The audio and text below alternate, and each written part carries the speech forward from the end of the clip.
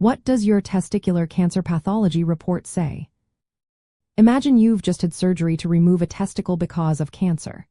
Now, your pathology report is like a detailed map that explains what the tumor looks like and how it might behave.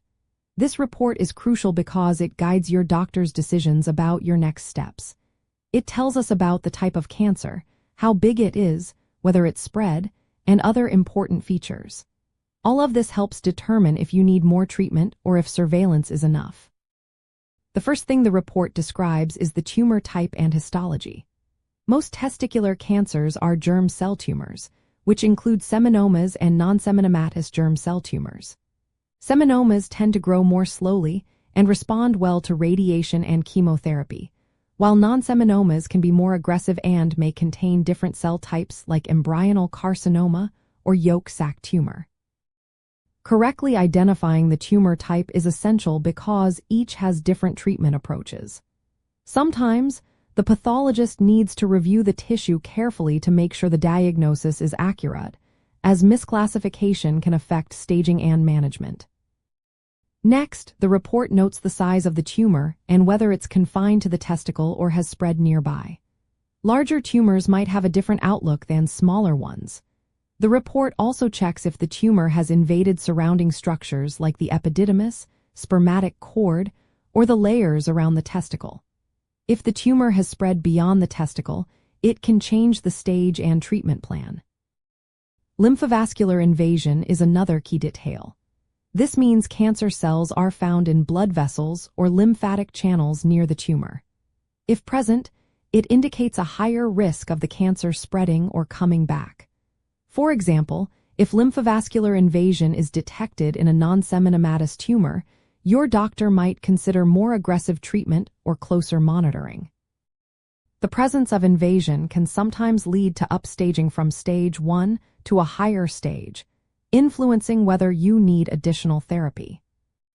While the pathology report itself doesn't include serum tumor markers, your doctor will look at blood tests taken after surgery. Markers like alpha-fetoprotein, human chorionic gonadotropin, and lactate dehydrogenase help stage the cancer further.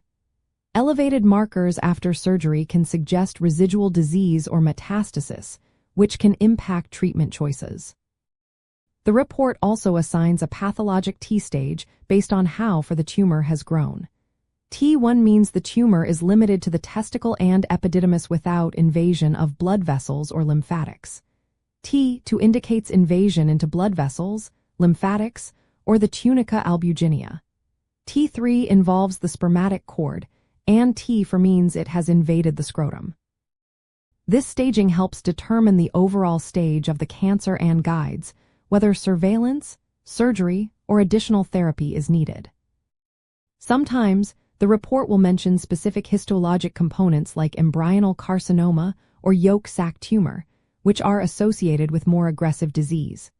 The presence of tumor cells in the rete testis can also be a risk factor for relapse. Additionally, the report checks if cancer cells are present at the surgical margins. If the margins are involved, it might mean more surgery or additional treatment is necessary. All these details from the pathology report, combined with blood marker levels and imaging results, help your healthcare team decide the best management plan. For example, if the tumor is confined and there are no risk factors like lymphovascular invasion, active surveillance might be recommended. But if there are signs of spread or higher risk features, treatments like chemotherapy could be considered. Accurate interpretation of the pathology report is vital because misreading it could lead to under- or overtreatment.